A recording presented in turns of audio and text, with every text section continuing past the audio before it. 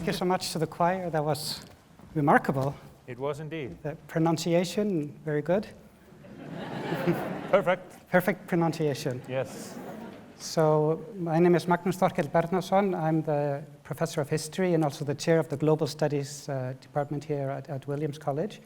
And it's my great honor and privilege, because I'm an Icelander, to invite Dr. Guðni Jóhannesson here to campus. And thank you so much for showing us this honor to stop on your schedule here in Williamstown, Massachusetts.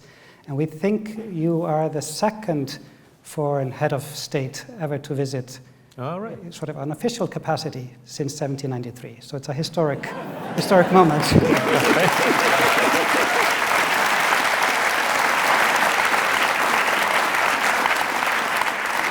And you were voted president in 2016. And then you were re-voted again in 2020 with about 90% of the vote. Yeah, we need to do something about the other 10%. Yeah. So you didn't ask them to stop the count at a certain point? No, I can't think of anything funny to say there. But I'm noticing your socks, very colorful socks. Yeah, being president is a tremendous honor every day. And you need to respect the dignity of the office, yes, the traditions, of the course, customs, and nobody is bigger, no individual is bigger than the office. So I wear a suit and a tie, but in order to get some color into my life, I wear colorful socks as well, and combine the two. Some kind of informality, some kind of fun and joie de vivre with a dark suit and a tie. Yes. We can do both. Yes. And I think you do a very good job of doing both. And speaking of doing both, because you are a historian, so how did your training as a historian or as an academic prepare you to become president? On many levels. To begin with, I believe that a head of state of any country should hold a decent knowledge of that country's past, its culture, and its heritage. But at the same time, as you should know, especially staff and students, but yeah, let's say everyone in the room, there is no single history with a capital H. And that training and that outlook and that view of history has helped me as well. And it is not the duty of those in positions of power to instill or enforce a single state-sponsored version of history. So I've seen it as my role in this capacity to point that out to people. So my training as a historian, I believe, has helped me in that regard, or at least, shall we say, shaped my outlook on how I should portray my country's history, present, and future. It was so nice, if I may continue on that, yes. It was so nice to hear the choir, and I want to express my thanks and gratitude. They sang perfectly a song that is very close to the hearts of us Icelanders, composed and written by Jónas Hallgrímsson in the mid-19th century, at the start of what we can call the national awakening, when Icelandic intellectuals and others were starting to realize that, as in other parts of Europe, we should strive for more independence and strive for freedom. So it touches your, in a positive way, I hope, your nationalistic feel, as it were. But how far should we go in that direction? That is a challenge. And where should we make the difference between patriotism, nationalism, and an academic outlook, objectivity, an impassionate look at history. There was a while ago when I was just a historian teaching history back home and a proud member of the Association of Icelandic Historians. The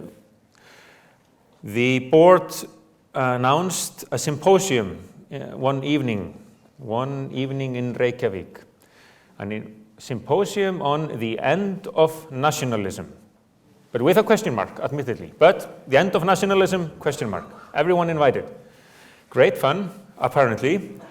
But on the day, we all got an email. Dear colleagues, dear friends, the planned symposium on the end of nationalism has to be postponed. Iceland has a vital match tonight, and there's no way we're going to get together and talk about the end of nationalism. We're all going to be cheering for Iceland. For the Icelandic team, yes.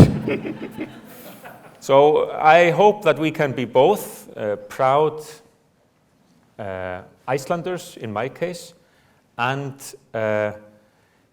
being aware of the fact that nationalism, when you take it to excess, has its, or can have painful and evil consequences. Sure. Could you maybe briefly explain, because you're the head of state, you're the President of Iceland, so what kind of office is that? Because there's not really the direct equivalency here in the United States. True, yes. The office of President in Iceland is different from the office of the President of the United States, or say the President of France, which you might be familiar with. It does have its political connections. The President of Iceland can, for instance, refuse to ratify laws passed by Parliament, so that there will be a referendum. The people will decide whether that law stands or not. We have a system of proportional representation, so in a 63-member parliament, we have a multitude of parties, so after elections, or when governments collapse, it can be difficult to form a new government, a coalition, and there the president can play an influential role, deciding or suggesting who gets the chance to first try to form a new government and so on, so there's a political role there. And of course, so many aspects of this position are political in an indirect sense. You decide what you talk about in your New Year's address, for instance, or whether you want to emphasize a particular cause, and that can generate debates which are by and large political. But it is also a symbolic role. So in some ways similar to non-political heads of state, kings or queens, so that you go to the countryside in Iceland or visit schools, hospitals, or whatever in Reykjavik and surroundings, and you try to be a sort of almost like a symbol of unity. You try to emphasize that which unites us, that which can be seen as an essence of our society. You can take the language, for instance, the Icelandic language, which is a key component of national identity back home.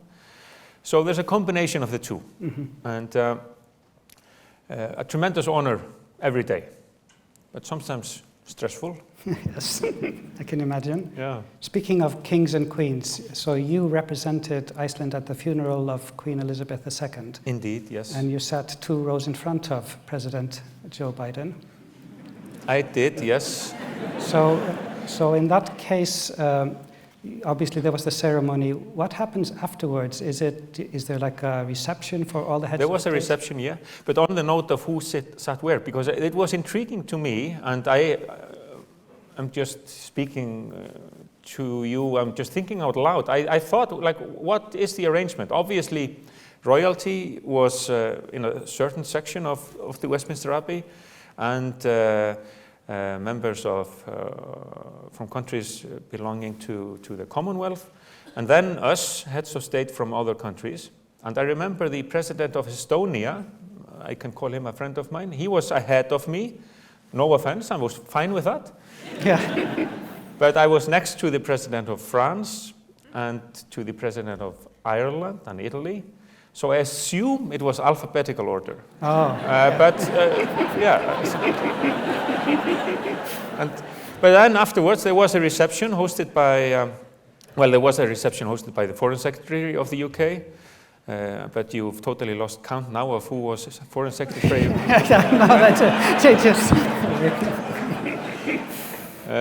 And then we were invited to Buckingham Palace, and I had the honor to have a brief conversation with His Majesty, the King, and were able to recall that he visited Iceland, His Majesty, as Prince, when he was a keen fisherman. Yeah. So you managed to put Iceland into the conversation. Oh, nice. But it was all very polite and all very sort of course, a very solemn occasion. Of course. Yeah. Now, in general, when you're as a head of state, and you're obviously representing the country of Iceland, and when you meet, say, the President of Finland, and so why do heads of states matter in this day and age? You know, when you meet with the President of Finland, are you talking about, oh, we have a lot of fish, you have a lot of timber? Yeah. Is it? Well, the international system could, I'm sure, work in a more efficient manner. But it could also be way worse, I suppose. Mm-hmm. And the function of heads of state in a symbolic manner matters, I believe. Mm-hmm. So the President of Finland visited Iceland a few weeks ago on an official visit. So apart from the ceremonial aspects of it, I received him. Sáuli Ninesto is his name, and his wife Jenny Haukio, my wife Eliza, and we received them. We stood on the steps outside the official residence, and they come in their car and out the step, and we shake hands, and then we stand and listen to the national anthems, and then there's formal photos taken, an exchange of official gifts, and then there are also discussions that have a substance. Finland has applied for membership of NATO, for instance, and I was able to express the firm support of Iceland for Finland's membership of NATO. Not that it was necessary, but it's part of the process. Yes. And we were also able to go to a glacier, a receding glacier in Iceland. It's a sign of the effects of climate change. And President Ninesto was able to talk to media, both Icelandic and Finnish, about the clear signs of how climate change affects us. So it had substance as well. Mm-hmm. So I strongly believe that visits of this nature matter. Mm-hmm. But at the same time, we need to recall in Iceland that we have a prime minister and a cabinet. So the President of Iceland is not the one you look for when you want to hear in detail the policy of the Icelandic government. Mm-hmm. That's the business of the prime minister and her cabinet. Mm-hmm. So Iceland is a very small country. Yes, indeed, we're very small. 350,000 people? 306, don't you know. 360,000? Yeah, 360,000. It's me, my mother. And you know it's small when you go to the nearest 1,000, then you know it's a small country. So that's approximately the size of Corpus Christi, Texas, or Toledo. No, maybe half the size of Toledo, Ohio. Yeah. But the size of the country is like Kentucky, so it's a big country, but it's very small in terms of people. Yes. And so what is the sort of challenge of being such a small state? Because obviously then you can do a lot of things. It's a small ship, you can turn it around very quickly. But we don't have a military. Yep. And so how can we, should we be such a small state? Wouldn't it be more efficient to merge with a bigger state? No. Then I wouldn't be here. Yeah. Well, Iceland became a republic in 1944. It was a very friendly divorce from Denmark. We had been under Danish rule for centuries, but step by step we gained full independence. Home rule in 1904, sovereignty in 1918, still the Danish king sovereign in Iceland then, but 1944, full independence, a republic. But there were people who asked then, can Iceland survive on its own? Because you have to remember as well, in the mid-20th century, there weren't that many independent states around. Mm-hmm. The world was different then. Can Iceland survive diplomatically, politically, economically? And there was a sense of inferiority complex, which you could detect then and for maybe decades afterwards, and it was sort of, you captured it in what seems like an innocent question, but was full of meaning, full of importance. It was this question that we Icelanders asked all of you from abroad who happened to come to Iceland. How do you like Iceland? But it pleased me to note that when I was chatting with people here, one of the first questions, if not the first one, was, how do you like Williams College? Now, it maybe comes from being small. You have to prove yourself, and it does have its advantages and disadvantages. I believe a question of that kind, how do you like Iceland, and can Iceland survive on its own, filled you with some kind of, yes, we can. We are going to show ourselves and others that we can survive on our own. It gives you a sense of drive, energy. That is the positive aspect of it. The more negative aspect can be the risk of an insular thinking, fear of the other, yes, and provincial way of life where everybody knows everyone. yes. I'm going to hire him. He's my uncle.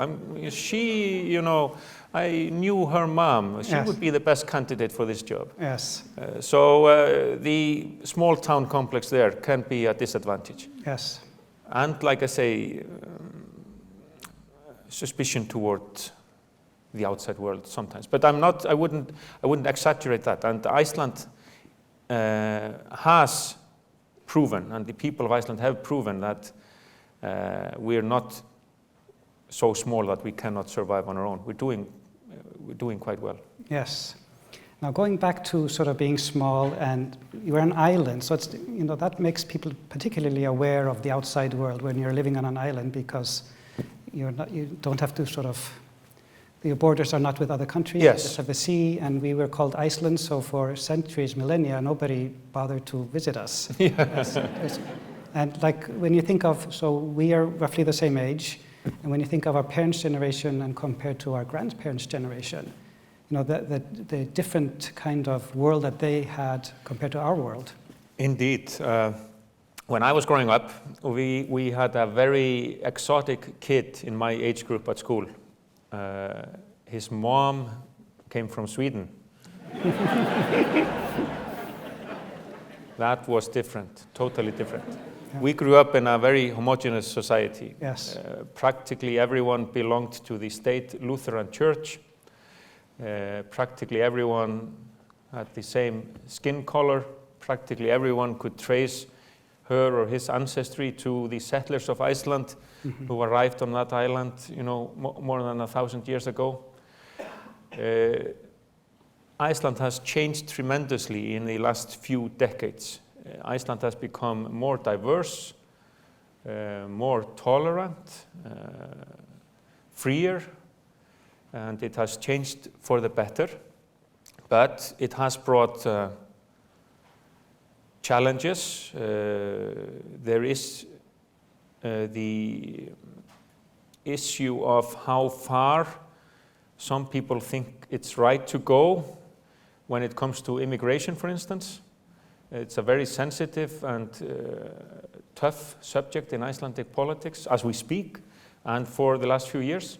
Iceland is not a member of the European Union, but Iceland is a member of what is known as the European Economic Area. and that means, for example, freedom of movement. So people within the European Union and the European Economic Area can move to Iceland to live and work, and we could not survive without people who have moved to Iceland. All the basic industries, construction, tourism, fishing industry, healthcare system, everything is dependent on foreign labor, but you do not construct a civil and decent society where everything is based on foreigners doing the low-skilled works. It is our challenge and need to integrate everyone. Coupled with that is an issue that is close to my heart, and that is the Icelandic language. It's such a key component of being Icelandic. Icelandic is a language that has changed very little throughout the centuries, and it is so dear to the people of Iceland.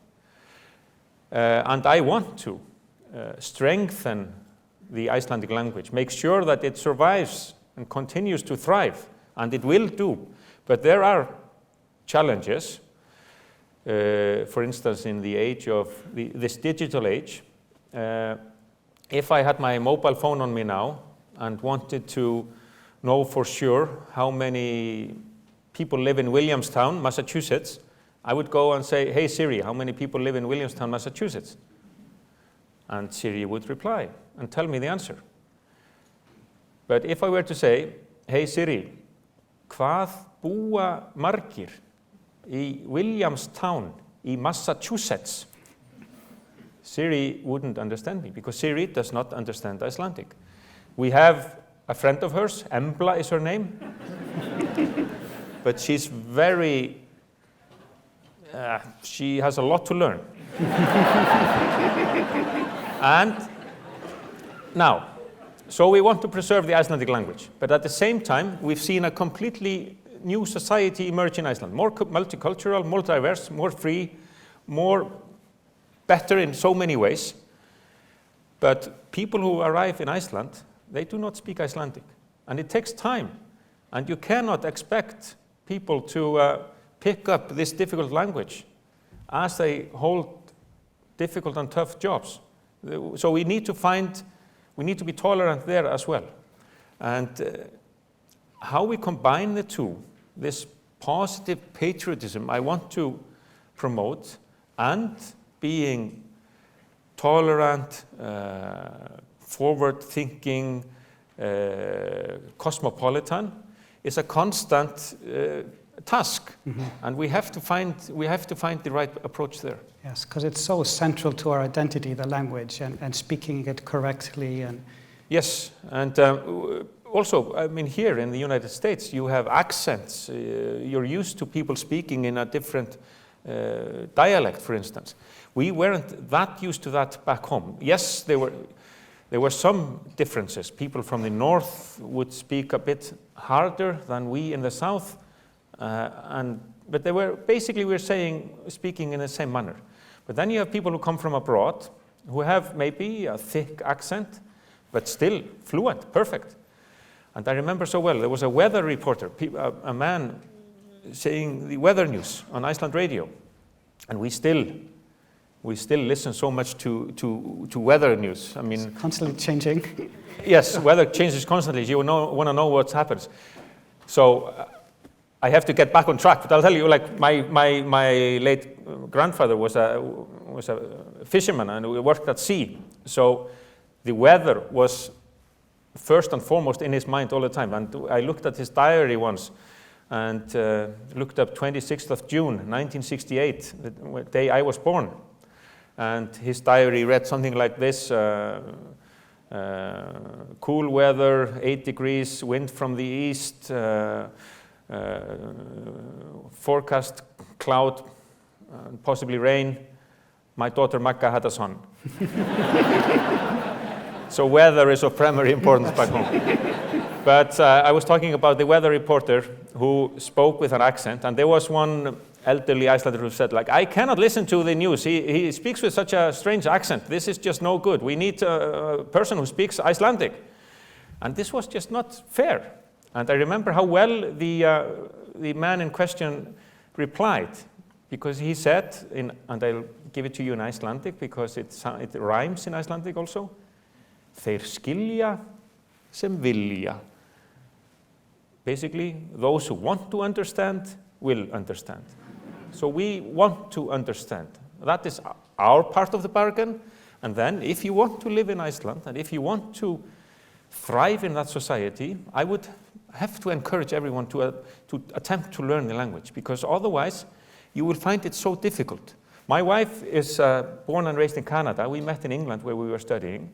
And when we decided to move to Iceland, she was determined from day one to learn the language.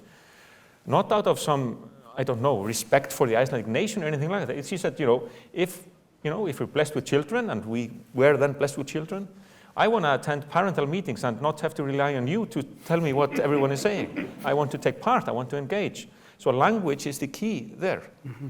But we need the understanding. Mm-hmm. So your wife has been very prominent in our nation, and she's now an author, and she's written a book called Sprakkar. Could you tell us a little bit about that book? Because it's about gender equality, or about sort of promoting women. And Iceland has had a relatively good track record when it comes to gender equality. It has indeed, yes. We top lists when it comes to gender equality. It's something that makes us proud, but also there is still work to be done there, and there are aspects of Icelandic society where gender still matters, so where you're at a disadvantage if you are not male.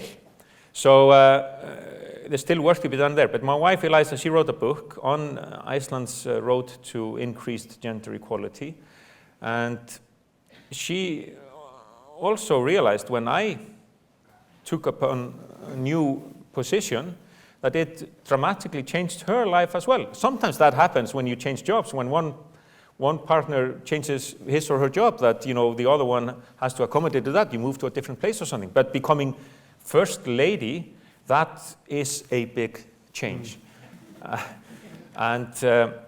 There were, like, she had been working freelance, doing jobs for some companies which she could not continue to do. She had been editing the Iceland Air in-flight magazine. We felt she couldn't really continue to do that because of me. And sometimes in this world where heads of state are still, unfortunately, predominantly male, or the majority are male, at least when it comes to elected heads of state, then you have first ladies, yes. And sometimes you have the assumption that first ladies, if they join you on a state visit, for instance, what do they want to see? Well, let's find a nice art exhibition, or a kindergarten where the ladies can, shake the heads of kids and say, nice to see you. And whereas my wife Eliza, she said, well, I want to see like a high-tech company, or I want to be involved. And so she has been a champion of gender equality in Iceland. And I wouldn't say funnily enough, but as we're speaking, there's a big conference in Iceland, Women Political Leaders, Reykjavik Global Forum, where female political leaders gather, and my wife is hosting because I'm over here. So she had a meeting with Svetlana Tikhanovskaya, the leader of the opposition in Belarus. She met with First Lady from Armenia and other dignitaries. Mm-hmm. So hopefully we're moving in the right direction there. Yeah, good. So you wrote a book about the financial crash of 2008. Yes, I'm the author of The Collapse. Yes, the big... And now you're also steering the recovery, so that'll be the next book. But because you wrote the book about the collapse, and this was, of course, a global crisis, but it hit Iceland particularly hard. And could you reflect now on what Iceland did? Because one thing that Iceland did, instead of bailing out the banks, we They became bankrupt, and some of the bankers went into jail, and so on and so forth. So the process was slightly different. But what could you now reflect on the crash and what it did, and what lessons can be learned from? Well, the problem of being small is that when troubles arise, you can be hit proportionally very badly. Yep. It was an international financial crisis. We shouldn't forget that. But in Iceland, the years before the crash, the years of boom, and with boom comes first and then the bust, the banks were allowed to grow too fast and too much. Entrepreneurs in Iceland managed to gain access to easy money with little difficulty, and then they had trouble repaying when harder times arrived in the fall of 2008. So there was a kind of hubris there as well. There was this feeling that we Icelanders had somehow become masters in the world of international finance, which was, as it turned out, certainly not the case. Some blame should be laid at the steps of the politicians themselves who allowed this to happen. We discovered the hard way that you have few friends when everyone is in trouble. But the International Monetary Fund suggested and implemented a rescue program with the acceptance of the government that took over. And slowly but surely the recovery began. It was tough initially. For almost first time in decades, there was serious unemployment. Many people left Iceland, some of them for good. But after a few years, we were back on track. Now, this is also coupled with the issue of Iceland standing outside the European Union. Some people will claim that because we had an independent currency, we could recover faster and better than, for instance, other countries that were within the European Union. Now, others would say that because we had an independent single currency, we were more suspect to being hit by a crisis of this kind. So all of these questions are really imbued with political sensitive issues that I should do my utmost to avoid. Two things were in our favor. Fisheries, we had good fishing seasons. Maybe in an average season, you catch 200,000 tons of cod, 250,000 tons of cod, so we had good cod seasons, and mackerel as well. And we had good tourist seasons as well, some 30,000 tons of tourists as well.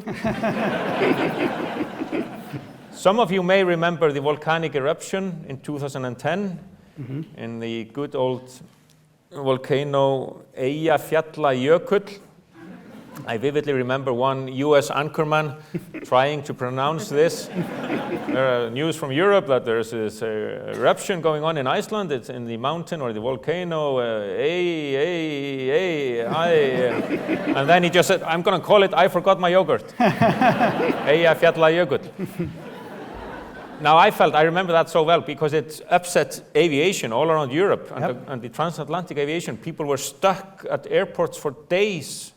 And I felt, okay, first we have this financial crisis where practically everyone dislikes us, if not hates us. And now we have this. People are stuck all over Europe and in North America. There is no way out of this. We're going to be the pariah of Europe for decades. No, conversely, there was a tremendous interest in Iceland. And we have been experiencing ever since, with the exception of COVID, of course, a rise in tourism. So before COVID, there were well over 2 million people visiting Iceland annually. And remember, with 360, what did we agree on? 362,000 people in Iceland. So that's a lot for a small island like that. And all the prognosis is that this will continue. Fortunately, we got an overwhelming positive response from people who visit Iceland. They say they've had a good time, they've enjoyed themselves. And there are challenges in this field. We need to make sure that people enjoy their time in Iceland. We need to make sure that the citizens of Iceland are happy to receive such a big number of visitors. And we need to make sure that nature can withstand an ever-increasing number of tourists. So it all combines. If you want to go to Iceland, more often than not, you want to go to the interior of Iceland and enjoy the solitude and enjoy being alone with nature. It is such a strong feeling you get when you're alone close to a mountain or waterfall or a hot spring or a geyser. But when you have 100 people around you trying to be alone as well, that can be a tough task. Mm-hmm. And furthermore, if everybody wants to flock to the same natural wonder at the same time, then we need to think about infrastructure, making roads, parking, facilities, and so on. We have what we call the Bieber effect, named after the musician Justin Bieber. There's a canyon in Iceland, Fjaðrárgljúfur, where he shot a music video, and then all of a sudden everybody wants to go to that canyon. So a quiet place in the middle of nowhere that few people knew about. I had never gone there, for instance. Me neither, Yeah. All of a sudden everybody wanted to go there, so we had to, all of a sudden you have to have a car park there, and you have to have a footpath and toilets. Yeah.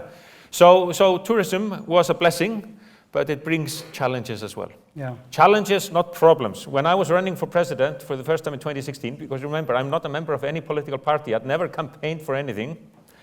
And initially I started talking about, yes, there are some problems we need to tackle. But then, you have friendly advisors that say, Guðni, you have to stop talking about problems. That's negative. There are only challenges, no problems. So there are no problems ahead, only challenges. It's good to hear. So, talking about challenges, let's maybe transition to something that is, I think, a concern of many people, especially students, is climate change.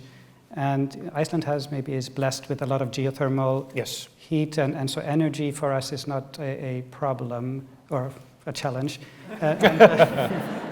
compared to other countries. So, could you reflect a little bit about how climate change impacts us in the north? Because we're in the North Atlantic, and particularly with the affairs of the Arctic, which it seems like now that is destined to be a major sort of geopolitical issue, perhaps, in the next years and decades ahead. Yes, Iceland is not only a young republic or a young state, independence in 1944. Iceland is also very young in other terms. We live on an island that's only 16, 17 million years old, and that's nothing compared to most other parts of the world. So it's geologically very active. There was a volcanic eruption earlier this year, and there will be one next year, I'm sure of that. So we have an abundance of geothermal energy. We use that and have done so for ever since the first half of the 20th century to heat our homes. So 90% plus of Icelandic homes are heated by geothermal energy, by geothermal resources. We also have hydropower, many waterfalls, and we use that to create energy for our own consumption and heavy industry as well. So we're blessed in that regard. There's an energy crisis in Europe now. Great reliance on fossil fuels or gas from Russia, and with Russia's invasion of Ukraine, that of course has consequences. So that is not so much of an issue in Iceland. But climate change certainly affects Iceland. You can see the glaciers recede. Now you would have people say, glaciers have gone back and forth, forever. And they will continue to do so. So what does it matter what we do? Well, the answer there, of course, would be, and should be, that we have never before in the history of humankind affected nature in this manner that we have been doing for centuries now. So with the emissions of CO2, we see that extremes in weather change, for instance, speaking of the weather again, are more apparent. And everything happens that much faster We see from drilling into the ice in Greenland that it is receding way faster than was ever the case before. And this affects us all. And we should do at least what we can and not just become a fatalistic group of people who say, like, well, the world's coming, there's nothing we can do. So climate change in Iceland is, of course, as much of an issue as it is or should be here in the United States. Now, I don't want to still be the harbinger of doom, and when I look at the climate crisis, I try to say to myself and others, all right, here's an issue to tackle, let's see what we can do. I had the honor of being the first passenger on an electric plane back home in Iceland. It was a wonder, you know, it was a two-seater, so not much of a plane in that regard, but it was more quiet and didn't shake as much as those small planes do, and it was a sign of the future. Airlines back home forecast that within a decade or so we'll be doing internal aviation by electric planes. So that's one aspect or one sign where science actually will help us. Another would be that already in Iceland we are capturing CO2 from the atmosphere, drilling it underground where it turns into stone. This is another aspect of science being an ally in our fight against climate change. We even foresee ships sailing to Iceland with CO2 and drilling it underground there, or capturing it on the ocean and drilling it underground.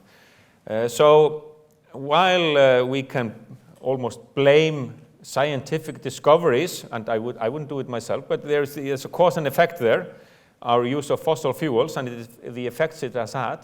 We are again we're now in the process of trying to find the scientific answers that are desperately needed. Mm-hmm. So before we transition to the question and answer from the audience, we're going to have the choir sing another song. And this is it's a poem from the 12th century, Heyr, himna, smiður. And it's very often performed at funerals and such moments, and also when people were protesting in front of the Russian embassy, they would perhaps sing this song. And the music is written by my uncle, Þorkell Tumason, and he passed away. Small Iceland. Yes. Yeah. So, but it's sort of interesting because it's an ancient poem or medieval poem, and he was very much a 20th century composer, very avant-garde, but the music sounds almost like it's from the 12th century. Yes, it makes you feel that you are stepping back in time. Yes. And I know all of you who do not understand Icelandic, you will maybe not get the same feeling, but in your notes in the program, you will see what it is about, and it's such a strong poem. Yes. Yeah. So Anna, you want? Ég ætla bara að standa hérna fyrir aftan okkur. Já, þau ætla bara að standa hérna fyrir aftan okkur. He was saying. Við sittum bara rólegir.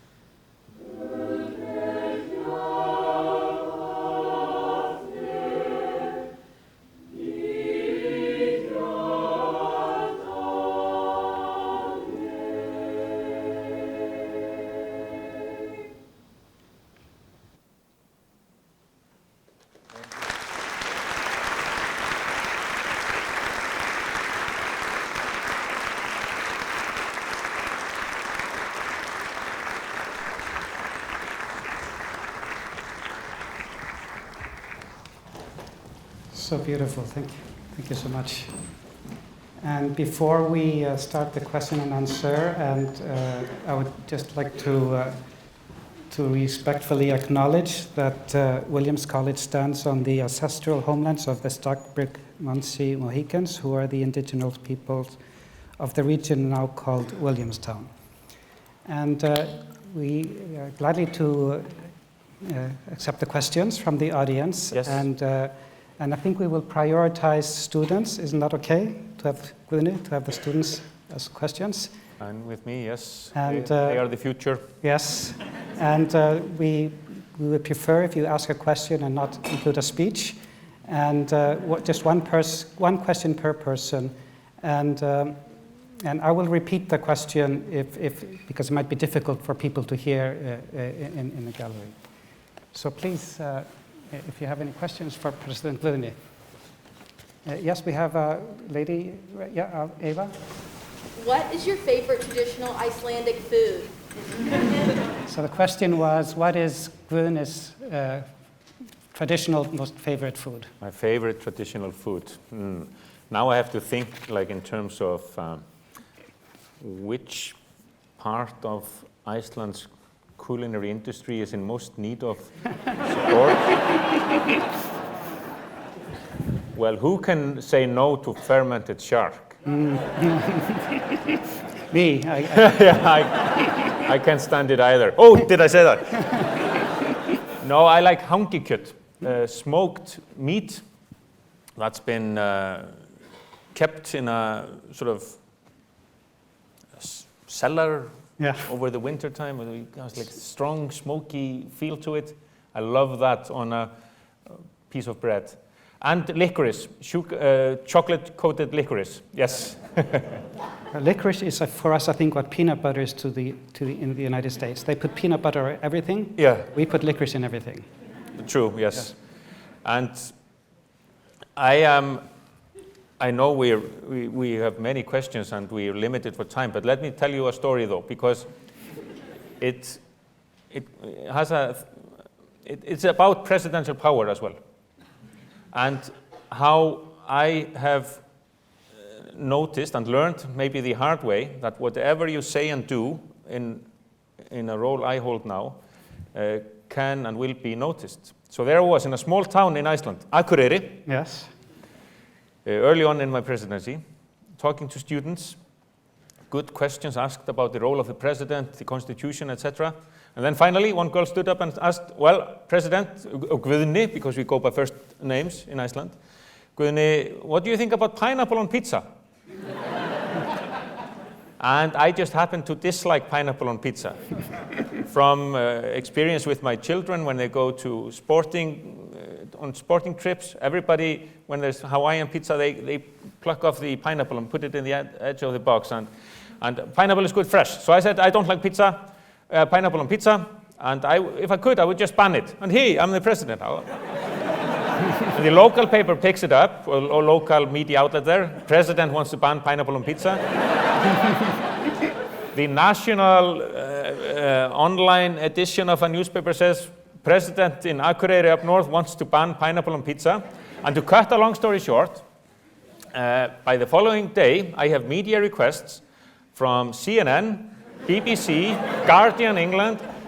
Everybody wants to pick up on this story, and I had to issue a statement on Facebook, presidential statement on pineapple on pizza. While I do not like pineapple on pizza, I do not hold the power to forbid it. Yes. And then followed, and this was in early 2017, so it had a resonance in other parts of the world. I would not want to live in a country where presidents hold or think they hold unlimited power. And for pizza, I recommend seafood. So I can't see if there are any other. Yes, the gentleman in the front row here. Magnús spoke a little bit earlier about the lovely blessing that Iceland has of the geothermal energy. And unfortunately, it's not possible to share it. But what can be done is the most energy-intensive industries can be brought to Iceland, like aluminum smelting, and beyond the obvious example of Alcoa. What is Iceland doing to sort of try to concentrate those industries? Yeah, so the question was about if it might be difficult to export geothermal energy, Yes. but what we can do is to import industries that need a lot of energy, like aluminum smelters and so Yes, forth. that again is a very, well, let's just say hot topic, speaking of geothermal in Iceland. But actually, I just, a couple of weeks ago or so, I was in Slovakia, in Central Europe, where there is a powerful and energetic president, Zuzana Čaputová, and they have geothermal resources. You don't have to drill too deep to capture not the high pressure geothermal fields we have in Iceland, but you can drill down there and heat homes with hot water. So our knowledge can be exported. And tomorrow I'm going to Cornell, where they have a project, an ongoing project, to heat the campus with geothermal resources. So actually we can export our knowledge and experience. We Icelanders, we didn't invent the way to harness geothermal energy, but we've become good at it. We've become good at it. Now the other point, why not just harness the power of more waterfalls in Iceland? Why not drill for more geothermal energy wherever we can? And why not build more aluminum smelters? Because they will be using green energy instead of coal or what have you in other parts of the world. Well, this does not sound that well in the ears of many Icelanders. Is that how we should treat Iceland's nature? You see a waterfall, first thing that comes to your mind, how can we harness it so we can build an aluminum smelter? It's a tough call there, and I am not sure that the people of Iceland foresee a future where they're basically producing energy for heavy industry. That might not necessarily be the answer. Let's try to find other solutions abroad instead of thinking how much energy can we harness in Iceland, because as things stand, the amount of energy we produce compared to the size of the population, then we're producing a lot of energy. So do we really want to go necessarily further down that road? Another issue would be the export through underwater cable. That is also a very tough and sensitive issue in Iceland. I can't know why I'm bringing that up myself, but it's another sort of aspect of the same topic there. So yeah, we need to look at all aspects of the issue there. Mm-hmm. But more questions? And yes. I don't know how it works. Yeah. I was just wondering, you say that as the president, your job is to kind of create a unity for Iceland. What does that look like when you do face the challenges of politics? Yeah, speaking of how you can promote unity. Yes. Well, you can at least try to find issues where most of us can agree. And I would say that most Icelanders agree, for instance, that the language is a key component of our national identity. But as I was trying to explain previously, we cannot use language as an exclusive factor or a tool in our society to determine who is one of us and who isn't. So my promotion for the Icelandic language always has that component as well. Now, I strongly believe that at the end of the day, and when all is said and done, Icelanders are decent human beings. And therefore, we can promote diversity and tolerance and respect for each other. I can mention a campaign against bullying at school. Who can be against that? Let's get the president on board, and I'm of course perfectly willing to do that. So you try to find issues where we can at least assume that we are more or less in agreement. And also I think that it is important to be aware that you're not bigger than the office itself. I think I mentioned that before. So while I'm maybe breaking tradition by wearing colorful socks when I'm before a great audience like this, I'm also aware of the fact that it is not within it. I am not allowed to do anything I want to with this office. And there will be other presidents after me. And we need to maintain a sort of a connection between those who were before us and those who will carry on living on that island. So I see as my unifying role also to promote an understanding of who we were, who we are, and who we will be by using history in a constructive manner, by telling ourselves that we have this treasure, this national treasure, our culture, our Icelandic sagas, stories of family feuds, love, slaying, killing, voyages, what have you. But when you read this, you understand that people were more or less the same then as we are now. Love, affection, hatred, jealousy, it was all there. And it is our duty to make sure that this lives on. And that I see as the role of a president in a country where we have a political prime minister who has to deal with all the other stuff. Yeah, over there with the hat. Thank you, sir, for coming here today. You mentioned earlier that Iceland is both a member of NATO and also doesn't have a military. So what I'm interested in is what Iceland's role within NATO is, but also how Iceland plans to really address security concerns, especially in a relatively dangerous time. Mm-hmm. Yes, Iceland is a founding member of NATO. NATO formed in 1949 at the early stages of the Cold War, and it was clear to all on the western side, decision makers in Washington, London, and other Western European capitals where NATO membership was agreed on, that Iceland was vital as a stepping stone between Europe and North America. So Iceland's contribution was basically by being there, not its military might. And we happily accepted that. A tougher issue was the fact that then you had to accept, ultimately, in 1951, a military presence. The US forces that had been stationed on Iceland during the Second World War returned. And this was a contentious issue, of course, in Iceland, like to have continued military presence in peacetime. And the sad aspect of that, a sign of insularity and fear of foreigners, was the fact that the Icelandic authorities issued the caveat or the demand that with the US forces on the island, there would be no colored personnel, because that was not accepted on the island at the time.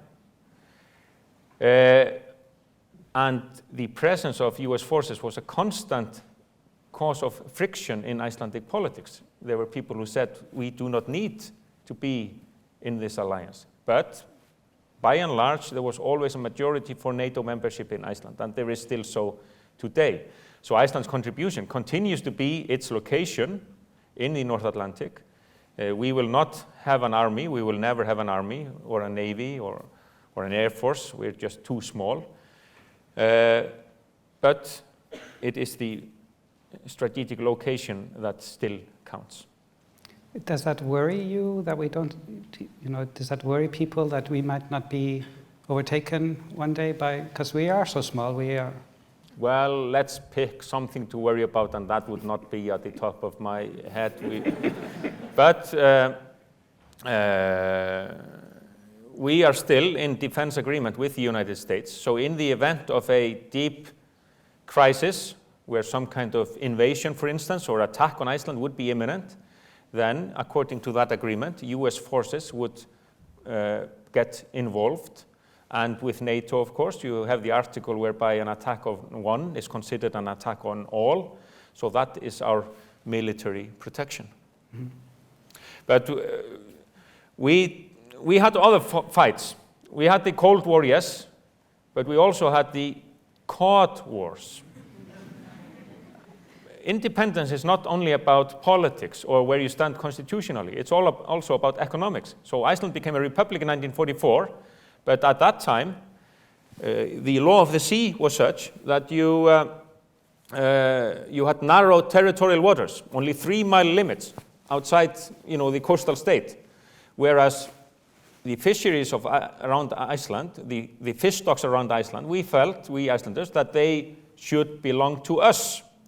So in a series of steps, we increased the fishing limits from 3 mile to 4, 4 to 12, 12 to 50, 50 to 200.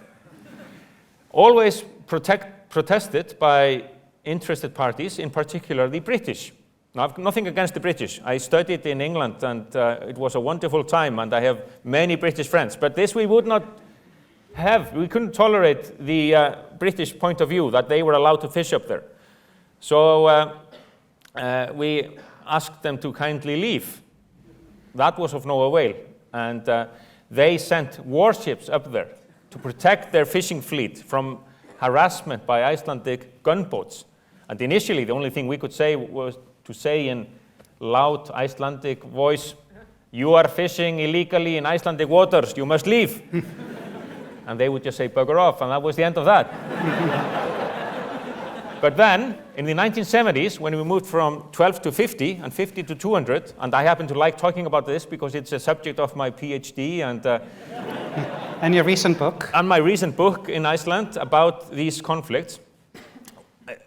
Speaking of military might and related matters, Iceland's contribution to weaponry is the wire cutter. So you have a fishing boat, a British fishing boat, and it has a trawl, a net, down here, and it's catching fish. It's catching Icelandic fish, and it's hauling the net up, and we do not want that. So how do you solve that? You have the fishing boat, the trawler, the British trawler, and then you have the Icelandic gunboat sailing in the wake and cutting the wires. So down goes the trawl, and you have a very angry British captain on board. So this was Iceland's contribution to military hardware. And, but on a more serious note, economic independence was vital. And this aspect is a key also when you look at Iceland standing outside the European Union. There is a strong objection to foreigners fishing in the waters of Iceland, whereas the European Union has a common fisheries policy.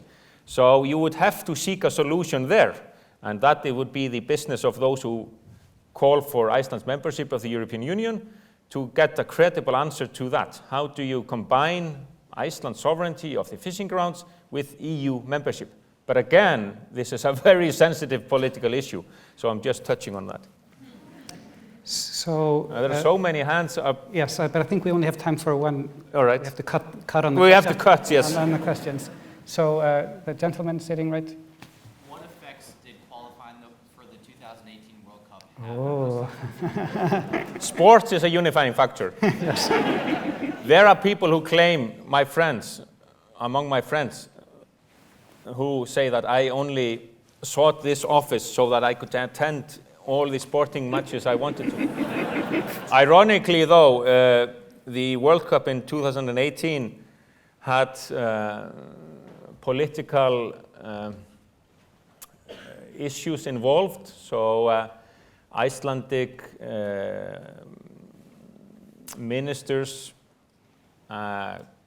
decided not to attend, and that had to involve me as well.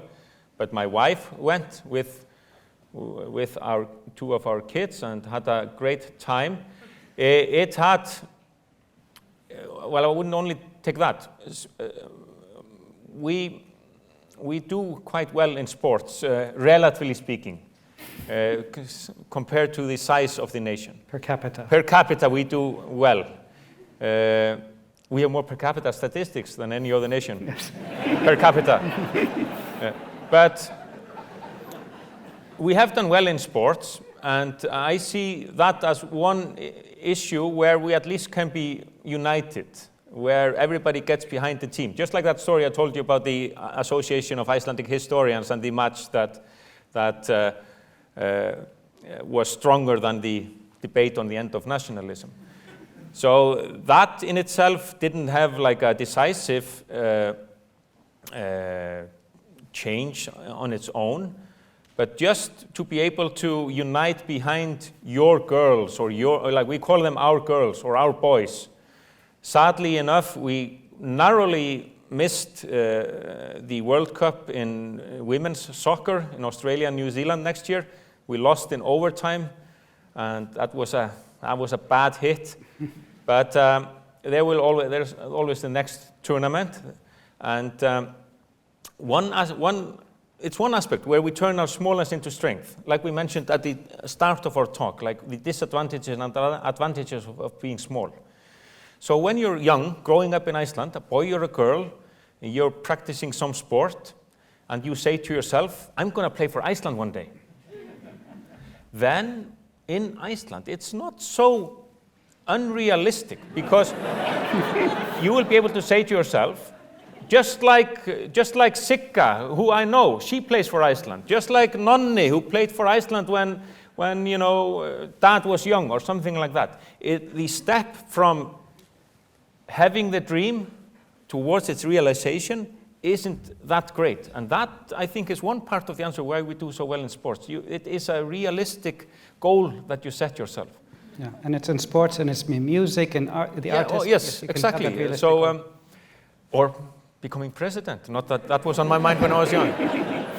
And incidentally, as next week, the coach of the Icelandic team in 2018, Jónas Hallgrímsson, who is now the coach of the Jamaica national team in soccer, he'll be speaking via Zoom here on campus, because we're going to be reflecting on the World Cup in Qatar coming up, and Heyr will be one of the panelists on that panel. Send him my best regards. Yes, I will. Now, speaking of sports and getting behind, we're going to end this event with the singing of the national anthem of Iceland, just the first verse. And this is a very different anthem than the anthems of most other countries, because we don't have a military, so it's not a very militaristic song.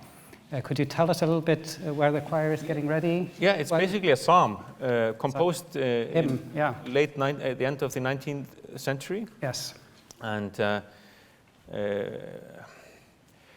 O Guð vors lands, it begins. O God of our country, we hail you, and then it begins, and basically a small flower that perishes. Those are the closing lines of the anthem.